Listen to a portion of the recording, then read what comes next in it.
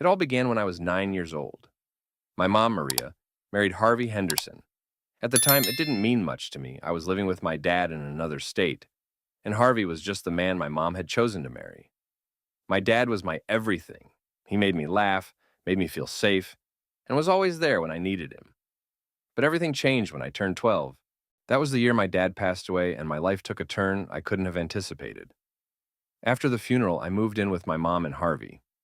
They lived in a small, quiet town that felt completely foreign, like a life that didn't belong to me. I was consumed by grief, lost, and angry at the world. My mom worked long hours and was physically present, but emotionally distant. It felt like I was left to handle everything on my own. I started acting out, sneaking out at night, spending time with the wrong crowd, and making decisions I regret. My mom either didn't notice or didn't know how to handle me. Harvey, however, seemed to notice everything. He would ask if I was okay, give me money when I needed it, or surprise me with little gifts like jewelry or a new phone, telling me I deserved nice things. At first, I thought he was just being thoughtful, but looking back now, I see it was something else entirely. If only I could go back and change how things unfolded, but I can't. Now, I'm stuck trying to figure out how to escape the mess my life has become. The loss of my dad left a void nothing could fill. He wasn't perfect, but he was my rock. He had a way of making everything seem okay, even when it wasn't. I miss the small everyday moments, like how he'd wake me up early on Saturdays to make pancakes, letting me flip them even though I'd always mess it up, and we'd laugh about it. Or how he'd read the same bedtime story every night because I refused to pick a new one. Those moments felt insignificant back then, but now they mean everything. They're the memories I hold on to the most. When he passed, it felt like the ground was ripped out from under me. One day I had a dad who hugged me, told me he loved me, and promised we'd go to the amusement park that summer. The next day, he was gone. I barely remember the funeral. I just remember feeling numb, sitting alone in my room, wishing it was all a bad dream I'd wake up from. Then, I had to leave the only home I'd ever known to move to this suffocating town and live with my mom and her new husband. Nothing felt right. I didn't know anyone, the house didn't feel like home, and my mom was a stranger who called herself busy, but was really just emotionally unavailable. The first few months after moving in, I would stay up late scrolling through old photos of me and my dad, crying until my eyes burned. My mom never came to check on me. She'd leave early for work and return late, leaving me alone most of the time. That's when I started spiraling. Staying out late became my escape. I didn't want to sit in that house and think about how much I missed my dad. The people I began hanging out with weren't great. They didn't care if I was sad or angry. They just wanted to party, drink, and do things we had no business doing. It was easy to get swept up in their world. For a little while, it numbed the pain. I began skipping school too. What was the point? It wasn't like my mom noticed. Maria worked constantly, and while I knew she was doing it to support us, it didn't feel that way. She'd come home exhausted, barely say a word, and go straight to bed. If I stayed out late, she didn't ask where I'd been. If I failed a test, she didn't ask why. It felt like she didn't care, though now I realize she probably just didn't know how to handle me. Then, there was Harvey. At first, he seemed kind.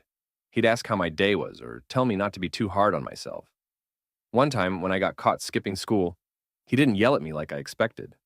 Instead, he sat me down and asked what was wrong. I didn't know how to respond, but he didn't push. He just said, "If you ever need to talk, I'm here." He started doing small, thoughtful things that I mistook for kindness. If I mentioned liking something, he'd buy it for me. Once, I told him about a necklace I loved, and 2 days later, it was on my dresser. Sometimes he'd leave little notes that said things like, "You're doing great," or "Don't let the world get you down." Compared to how distant my mom was, it felt like he truly cared, and I needed that so much at the time. For a while, I even started to look up to him. He made sure there was dinner on the table when my mom worked late and helped me with homework when I struggled. I thought he was just trying to be a good stepdad, but looking back, I can see how calculated it all was. He wasn't just being nice. He was finding ways to gain my trust and make me rely on him. At the time, I didn't see it for what it was. I was vulnerable, grieving, and desperate for someone to fill the void my dad had left, the one my mom didn't even attempt to fill. And for a while, I let him. I didn't realize the deeper intentions behind his actions. It all began when I thought, finally, someone sees me. At first, I didn't think much of Harvey's behavior. I convinced myself he was just being considerate, stepping up as a stepdad while my mom was often absent. But gradually, things started to feel different. It wasn't anything glaringly obvious at first, just small, seemingly harmless moments. A compliment here, a touch there. One of the first times I noticed it, we were in the kitchen. I was making a sandwich when he walked in, smiled, and said, "You're growing up so beautifully, Leslie. You know that, right?" I froze, caught off guard. No one had ever said something like that to me before. I didn't know how to respond, so I laughed awkwardly. He just stood there, watching me. It wasn't the words themselves, but the way he said them. It made my stomach turn. Still, I brushed it off. Then there were the hugs. At first, I thought nothing of them. It's normal for a stepdad to hug his stepdaughter, right? But his hugs felt different. They lingered just a little too long, and his hands would slide down my back in a way that didn't seem right. I told myself I was imagining things, that he didn't mean anything by it. Yet deep down, it made me uneasy. He also had this habit of brushing my hair out of my face. On the surface, it sounded like nothing, but it didn't feel that way. His hand would rest on my cheek, and the way he looked at me made me want to pull away. But I didn't. I didn't know how. I didn't want to cause a scene or accuse him of something I wasn't even sure about. Harvey had a knack for making me feel special. He'd listen when I talked about school or my interests. He'd laugh at my jokes, even when they weren't funny. And then there were the gifts. At first, they were small. A notebook for school, my favorite snacks. But then he escalated. He bought me a necklace, a delicate gold chain with a tiny heart pendant. He said it was just because I deserved something nice. Not long after, he gave me a new phone. My old one was cracked and barely functional, and I'd been begging my mom to replace it for months. She always said we couldn't afford it. Then one day, Harvey handed me a box. Inside was the latest model, sleek and brand new. "You need something reliable," he said. "I want you to be able to call me if you ever need anything." I didn't know what to feel. On one hand, I was ecstatic. None of my friends had a phone like that. But on the other hand, it felt off. Why would he spend so much money on me? I hadn't asked for it. When my mom found out, she barely reacted. "Nah, well, that was generous of him," she said, before returning to whatever she was doing. Gradually, I started depending on Harvey. When my mom was too busy to notice me, he always did. He made me feel seen. I began sharing things with him that I didn't tell anyone else. How much I missed my dad, how I felt out of place everywhere I went. He'd listen intently and say things like, "You're so much stronger than you think," or, "I'm always here for you, Leslie." It felt good to have someone care. But no matter how comforting his words were, there was always this unsettling feeling in the back of my mind. Every time he touched my shoulder or hugged me for too long, my stomach knotted. I'd wonder, is this normal? Am I overthinking it? But I stayed silent. I didn't want to jeopardize the one connection I had. It was so confusing. I craved his attention, yet it made me uneasy. It felt like walking a tightrope, unsure whether to lean into his kindness or step back from the discomfort it brought. Then came the night I'll never forget, no matter how much I want to. My mom had taken an extra shift at work, so it was just me and Harvey at home. He asked if I needed help with my math homework, something he'd done countless times before. I didn't think twice, so I said yes. We sat at the dining table, papers and calculators spread out. I was struggling with a problem when he leaned in, so close I could feel his breath on my cheek. "You're really smart, Leslie," he said, his voice low. "You just don't give yourself enough credit." He placed his hand on mine, supposedly to guide me through the equation. But his touch lingered, his thumb brushing my skin lightly. I froze, unsure of what to do. He looked at me, his gaze locking onto mine. "You're so special," he whispered. Before I could process what was happening, he leaned in and kissed me. It wasn't a quick, innocent gesture. It was something entirely different.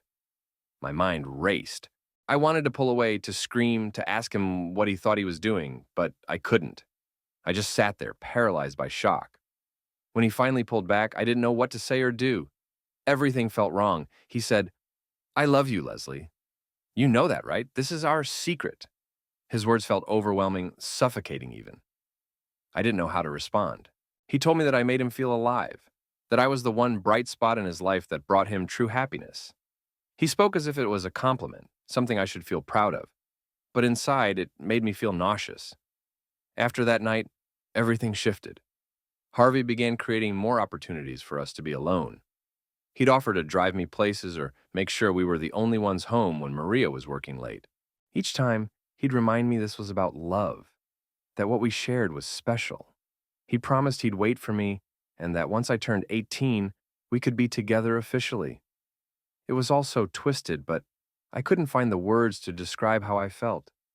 I hated every moment of it, but I also hated the small part of me that felt validated. After spending so much time feeling invisible, unloved, and unworthy, Harvey made me feel noticed, but at an unbearable cost. Every night I'd lie awake, replaying the moments in my head.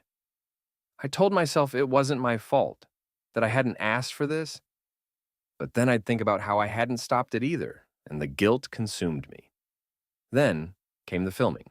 The first time, he said it was for us, a private way to remember how much we loved each other. I didn't want to do it, but he had a way of making it feel like saying no wasn't an option. "It's just for us, Leslie," he said. "No one will ever see it. It's our little piece of forever." I despised every second of it, but I didn't stop him. The videos became his tool for control. Anytime I hesitated or tried to push back, he'd remind me they existed. "You wouldn't want anyone to see these, would you?" he'd say, with a half smile that pretended to be a joke. But I knew he wasn't kidding. It was his way of ensuring I wouldn't leave or tell anyone. I felt like I was drowning. I couldn't talk to my mom. She wouldn't believe me. Even if she did, what could she do? Harvey was so good at playing the role of the perfect husband and stepfather. No one would suspect him of anything like this. I couldn't even confide in my friends. What would I say? That my stepdad told me he loved me and I was too weak to stop him. The more time I spent with Harvey, the more he isolated me from everyone else. He made me believe no one else would understand me or care about me the way he did. And part of me believed him. I had fallen so deeply under his control that I didn't know how to escape. Even now, I can still hear his voice in my head. "This is love, Leslie. No one will ever love you the way I do." I know it's a lie, but it's a lie I lived with for far too long, and the weight of it still crushes me. One night, Maria was working late again. I was in my room, scrolling through my phone, trying to ignore the thoughts swirling in my head. Harvey knocked softly on the door before stepping inside. "Hey," he said in a calm, reassuring tone. "You've been in here all day. Want to come watch a movie or something? It might cheer you up." I hesitated. Part of me wanted to say no, to stay by myself, but guilt crept in.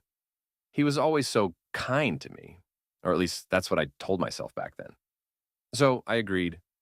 I followed him to the living room, where he had already set up the couch with blankets and snacks. It all looked so innocent, like he was just trying to make me feel better. We started watching an old movie, but I couldn't focus. My eyes were on the screen, but my mind was elsewhere. Harvey sat beside me, a little too close, though I tried to ignore it. About halfway through the movie, he draped a blanket over both of us and slid his arm around my shoulders. I froze for a moment, but convinced myself it wasn't a big deal. I even leaned into him slightly, thinking maybe this was what having a normal family felt like. Then, he started stroking my hair, his fingers brushing gently. "You're so beautiful, Leslie," he murmured, his voice soft like a whisper. My stomach flipped. I didn't know how to respond, so I stayed silent. He tilted my face toward him, his hand lightly resting on my cheek. "You know how much I care about you, right?" he asked, his eyes searching mine, waiting for an answer. I nodded, but I felt trapped. His gaze stayed locked on me, and before I could comprehend what was happening, he kissed me. It wasn't a quick fatherly kiss on the cheek or forehead. It was something else entirely. I pulled back slightly, but his hands held my face gently in place. "It's okay," he said softly. "You don't have to be scared. I'd never hurt you." My heart raced. I felt paralyzed, unsure of what to do. He kissed me again. This time, I didn't pull away, but I didn't lean in either. I just froze. He kept whispering to me, saying how special I was and how much I meant to him. His hands moved cautiously, testing boundaries. I wanted to tell him to stop, but the words wouldn't come out. I was terrified, but another part of me felt like I owed him this. He'd been so patient, so kind. At least that's how I justified it to myself. He listened when no one else did, helped me when I thought no one cared. I convinced myself that this must be what love looked like, even though deep down I knew it wasn't. Things escalated quickly after that. Harvey kept reassuring me, saying, "This is just between us. It's our secret." He made it sound sacred, like something unique and special, and I let it continue. I don't know why I didn't scream or push him away. Maybe I was scared of what might happen if I did, or perhaps I just didn't know how to handle any of it. When it was over, I felt nothing but numbness.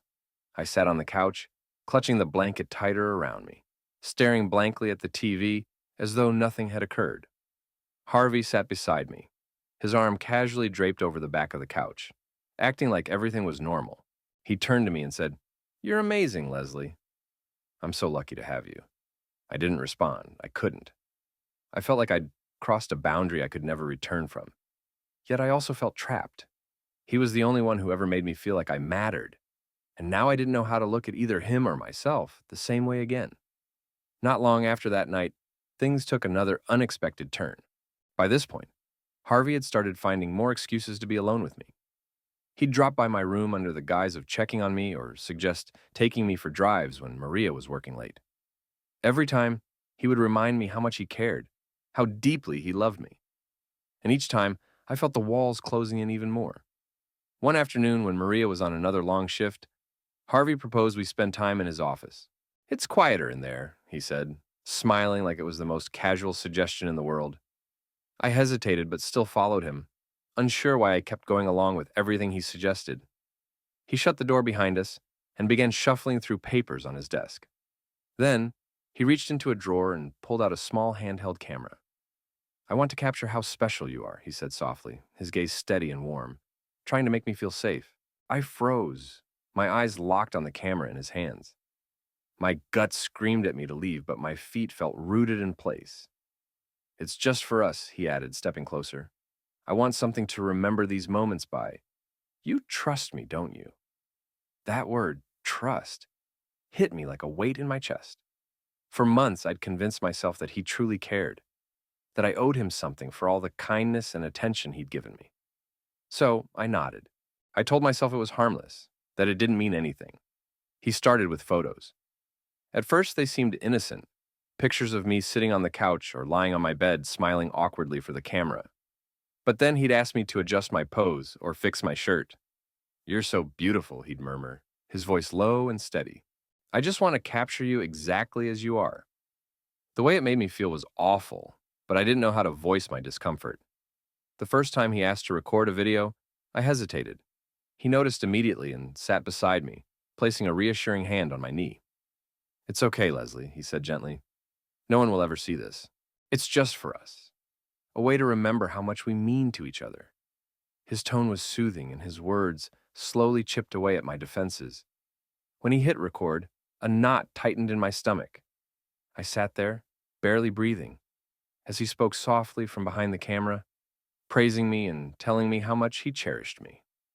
At first, the recordings were simple, me sitting still, unsure of what to do.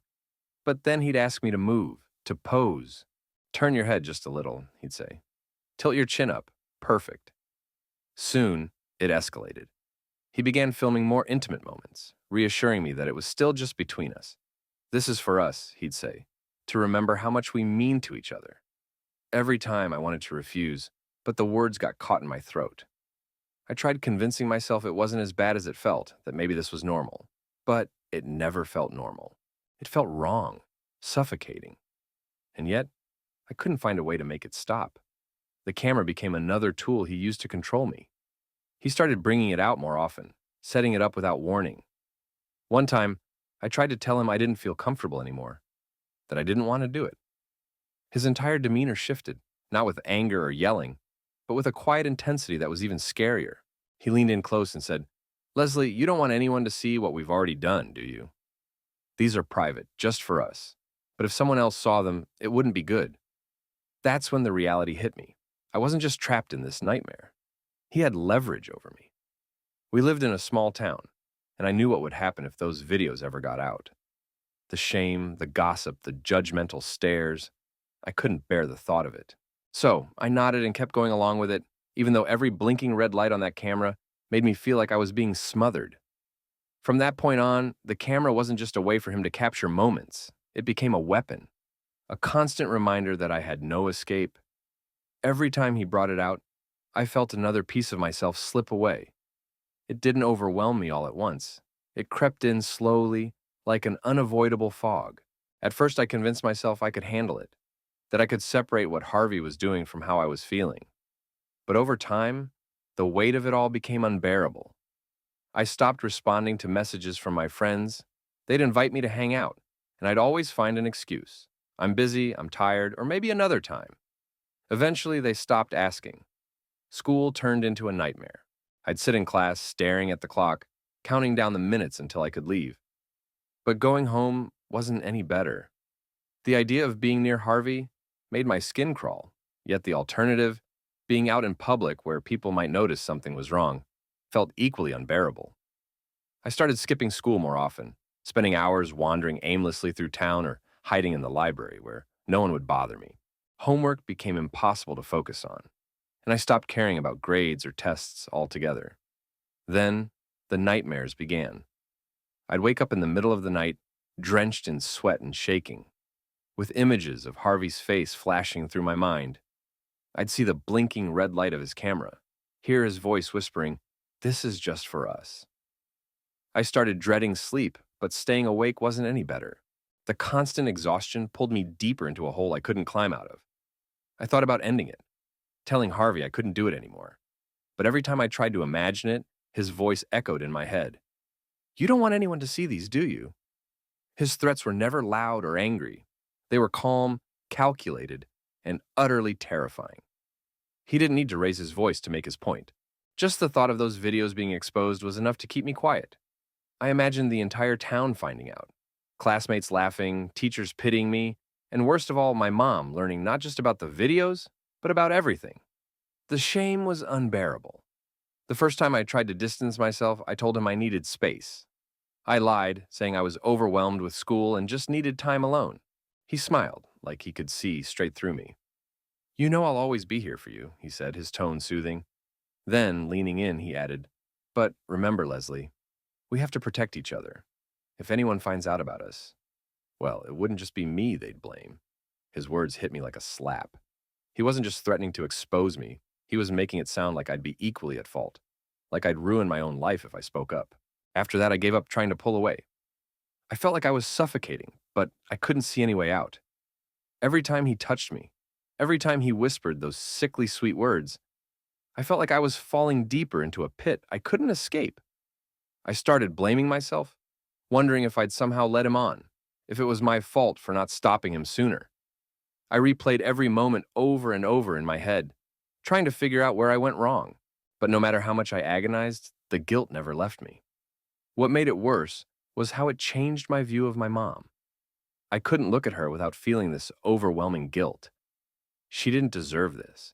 She didn't deserve me. She was working so hard, trying to hold everything together, and I was betraying her in the worst way imaginable. I wanted to tell her, but every time I tried, I froze. What could I even say? That the man she trusted and loved wasn't who she thought he was? That I'd let this go on for years without saying a word? The fear of her reaction, of what she might say or do, kept me silent. I convinced myself that no one would ever understand. Who could I tell? My friends? They'd probably think I was lying, or worse, that I wanted it. A teacher? They'd call the police, and then the whole town would know. I'd be labeled as the girl who ruined her family, the girl who couldn't keep her stepdad away. Even if someone believed me, what could they do? Harvey had the videos. He held all the power, and I had nothing. Every day felt heavier than the one before. I'd sit in my room, staring at the wall, wishing I could disappear. I stopped eating and stopped caring about anything. My mom, Maria, started noticing. She'd ask if I was okay, but her questions felt half-hearted, like she was asking out of duty rather than concern. "I'm fine," I'd say, forcing a smile. She'd nod and go back to whatever she was doing, and the weight of my lies would press down on me even harder. There were moments when I thought about running away, packing a bag, and slipping out in the middle of the night. But where would I go? And even if I left, what would stop Harvey from releasing the videos out of spite? I knew he'd find a way to ruin me, no matter what I did. I felt trapped, like I was living someone else's nightmare. And the worst part was, I didn't know if I'd ever wake up. It all became too much. Pretending everything was fine while I was drowning inside was unbearable. My grades were plummeting, my friends had all but disappeared, and my mom was beginning to notice more. She didn't say much at first, just small comments like, "You've been so quiet lately," or "Is everything okay at school?" I'd always brush her off with a quick, "I'm fine," but I could see the concern in her eyes. One night I caught her standing in my doorway, looking at me like she wanted to say something but couldn't find the words. I was sitting at my desk, staring blankly at an open notebook, pretending to study. Finally, she spoke, her voice soft and hesitant. "You know you can talk to me, right?" I wanted to tell her everything in that moment, but the words wouldn't come. How could I possibly explain that the man she trusted, the man she loved, wasn't who she thought he was? That I had let this go on for years without saying a word? Instead, I just nodded and muttered, "I know." I could feel her lingering in the doorway for a moment before she finally walked away, leaving me buried under the weight of guilt all over again. She didn't deserve this. She didn't deserve for her life to be torn apart, but I didn't know what else I could do. Then, everything came to a head. Harvey had started to escalate his threats. One day after I told him I didn't want to be alone with him anymore, he pulled out his phone and began scrolling through the videos he'd recorded. "Are you sure about that, Leslie?" he said, his voice icy and calculating. "You wouldn't want anyone to see these, would you?" That was the moment I realized I couldn't keep hiding this. I had to find a way to escape, no matter how terrified I was. I started trying to figure out how to tell my mom, but every time I pictured her reaction, her hurt, anger, and sense of betrayal, I froze. What if she didn't believe me? What if she blamed me? What if Harvey managed to convince her I was lying?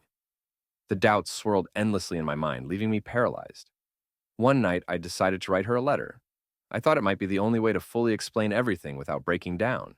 I poured my heart out onto the page, detailing how it all began, how trapped I felt, and how desperately I needed her help, but didn't know how to ask for it.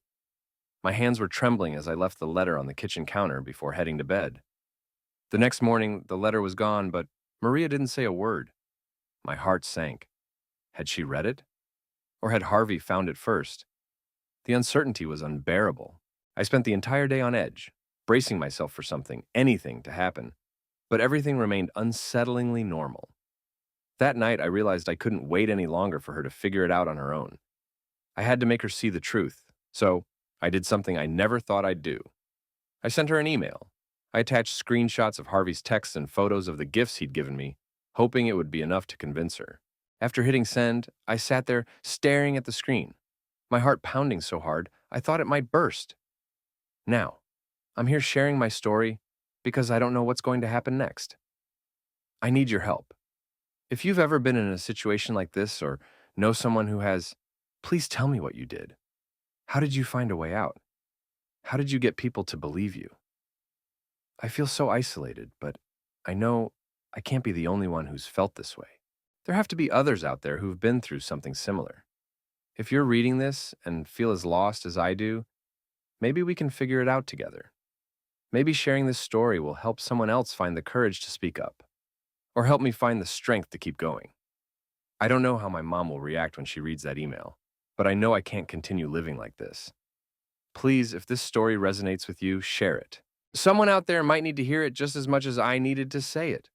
And if you have any advice, anything at all, I'm begging you to leave a comment. Sometimes it feels like there's no way out, but maybe together we can find one.